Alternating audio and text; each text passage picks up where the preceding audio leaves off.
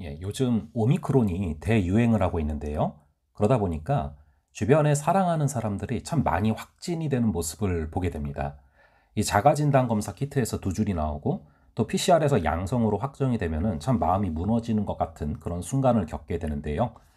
격리가 되어 있는 기간 동안에 하나님께서 주시는 말씀으로 무장이 되고 온전히 회복되는 역사가 임하시기를 간절히 바랍니다. 그러한 마음으로 함께 살펴볼 구절은 요한복음 9장 1절부터 3절까지인데요. 예수께서 길을 가실 때 날 때부터 맹인된 사람을 보신지라. 제자들이 물어 이르되 랍비여 이 사람이 맹인으로 난 것이 누구의 죄로 인함이니이까? 자기의 죄니이까? 그의 부모의 죄니이까? 예수께서 대답하시되 이 사람이나 그 부모의 죄로 인한 것이 아니라 그에게서 하나님이 하시는 일을 나타내고자 하심이라. 자, 이 구절을 보시면은 예수님께서 길을 가시다가 날 때부터 맹인된 사람을 만나게 됩니다. 그런데 제자들은 이 사람이 맹인된 것이 누구 죄 때문입니까? 이 사람 죄 때문입니까? 이 사람의 부모 죄 때문입니까? 이것을 물어봅니다. 그러자 예수님께서 뭐라고 말씀하십니까? 이 사람의 죄나 이 사람의 부모 죄 때문에 이런 일이 벌어진 게 아니라 하나님이 하실 일이 있기 때문에 이런 일이 벌어진 거다 말씀하십니다. 우리가 살면서 보면은 예상치 못한 어려움과 아픔을 겪게 될 때가 있습니다.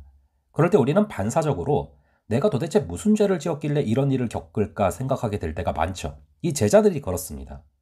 날 때부터 맹인이 된 사람이 그렇게 된 원인이 죄 때문이라고 생각을 하죠. 그런데 우리 예수님은 죄에서 원인을 찾는 프레임에서 하나님에게서 원인을 찾는 프레임으로 바꿔주시죠. 이 사람의 죄나 부모의 죄가 원인이 돼서 이런 일이 생긴 게 아니라 하나님이 하실 일이 있으시기 때문에 이런 일이 생긴 거라는 것입니다. 우린 예상치 못한 어려움을 겪게 될 때 과거에서 원인을 찾습니다. 그런데 하나님께서는 시간조차 창조하신 분이시기 때문에 과거와 현재와 미래의 틀을 초월하셔서 그 시간을 초월하셔서 현재 벌어진 고난의 원인을 미래에서 찾으십니다. 앞으로 하나님이 하실 일이 있기 때문이라는 것이죠. 저는 이 예수님의 말씀을 확진이 된 여러분이 꼭 기억을 하시게 되기를 간절히 바랍니다. 내가 무슨 죄를 지어서 이렇게 됐을까? 이 생각에 사로잡혀 있게 되면은 우리 마음이 낙심되고 무너지게 됩니다. 하지만 예수님께서는 누구의 죄 때문이 아니라 하나님이 하실 일이 있으시기 때문에 현재 고난이 있다라고 말씀을 하시는 것이죠. 지금 어렵고 힘든 순간을 거쳐가고 계시지만 이 시간들을 통해서 하나님께서 하실 일이 무엇일지를 기대하며 감사함으로 하나님께 아뢰는 시간이 되시기를 간절히 바랍니다. 아무것도 염려하지 말고 다만 모든 일에 기도와 간구로 너희 구할 것을 감사함으로 하나님께 아뢰라. 그리하면 모든 지각에 뛰어난 하나님의 평강이 그리스도 예수 안에서 너희 마음과 생각을 지키시리라. 이 빌립보서 4장 6절에 7절 말씀처럼 감사함으로 하나님께 아뢰며 하나님께서 앞으로 하실 일을 기대함으로 나아가실 수 있기를 바랍니다. 저는 척추관 협착증으로 병원에서 시술을 하고 일주일간 입원을 해 있는 기간 동안에 히브리서 12장의 말씀이 참 위로가 됐어요. 주께서 그 사랑하시는 자를 징계하시고 그가 받아들이시는 아들마다 채찍질하심이라 하였으니 징계는 다 받는 것이거늘 너희에게 없으면 사생자요 친아들이 아니니라.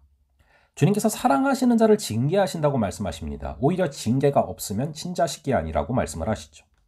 그런데 왜 사랑하는 자에게 징계를 주십니까?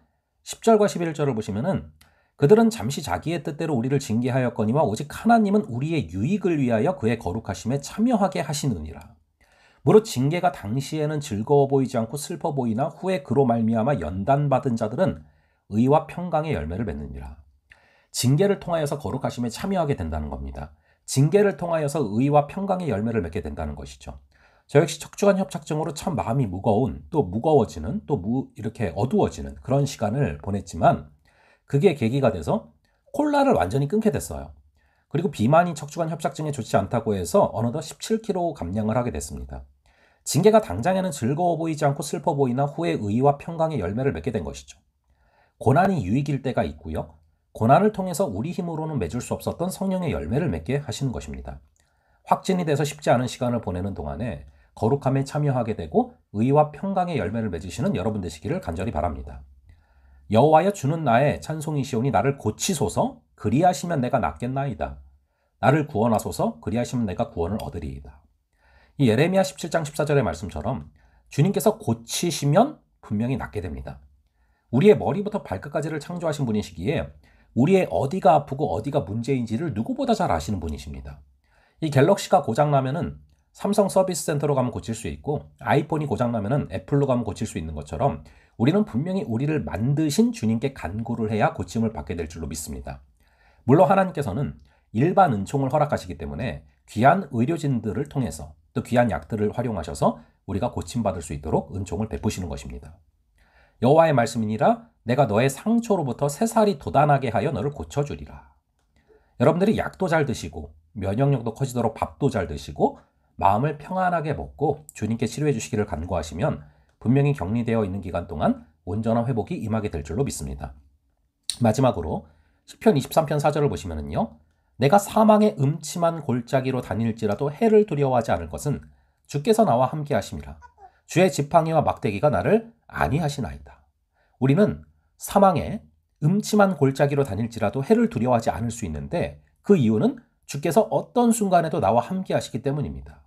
높음 가운데서도 함께 하시지만 우리가 골짜기 가운데서도 함께 하시는 분이세요. 우리가 특히 운전할 때도 그렇지 않습니까?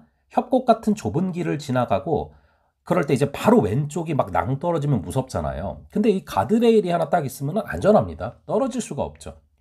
우리 주님께서도 아무리 무섭고 좁아 보이는 협곡을 지날 때에도 왼쪽과 오른쪽에 지팡이와 막대기로 가드레일을 쳐주셔서 안전하게 그 길을 지나가도록 떨어지지 않도록 도우신다는 겁니다.